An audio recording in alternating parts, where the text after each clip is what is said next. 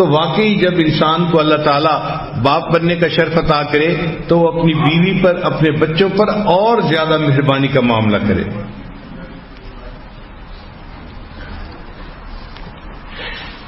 نبی علیہ السلام تشریف فرما تھے، سیدنا حسن رضی اللہ عنہ تشریف لائے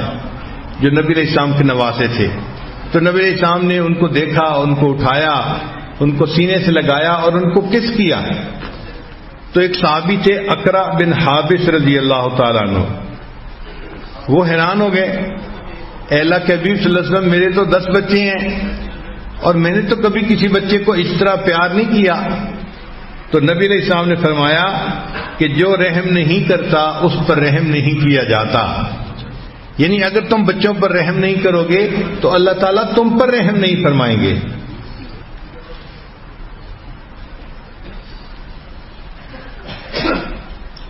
ایک مرتبہ نبی علیہ السلام نماز پڑھ رہے تھے اور آپ کی نواسی امامہ جو آپ کی بڑی صاحبزادی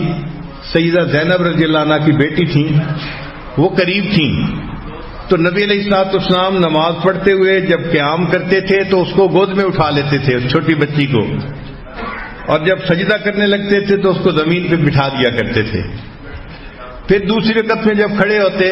پھر اس کو زمین سے اٹھا کے اپنے بازوؤں میں لے لیتے، اور جب سجدہ کرنے لگتے تو دوبارہ پھر اس کو زمین پہ بٹھا دیتے تھے۔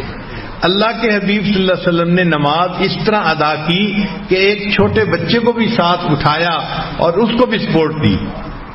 تو اس سے پتہ چلتا ہے کہ نبی علیہ السلام بچوں پر کتنے مہربان تھے۔ ایک مرتبہ اللہ کے حبیب صلی اللہ علیہ وسلم نے نماز کی جماعت فرمائی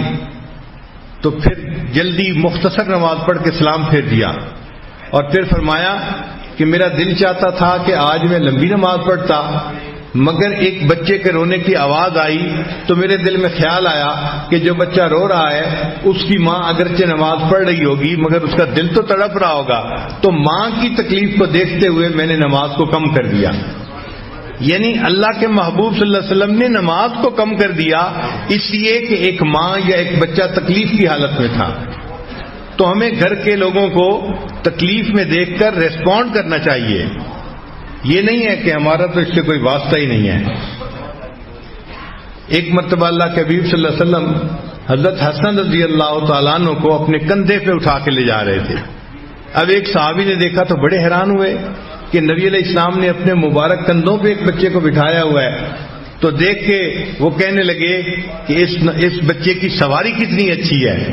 جب اس نے یہ کہا تو نبی علیہ السلام مسکرائے اور نبی علیہ السلام نے فرمایا کہ سوار بھی تو بہت اچھا ہے نا،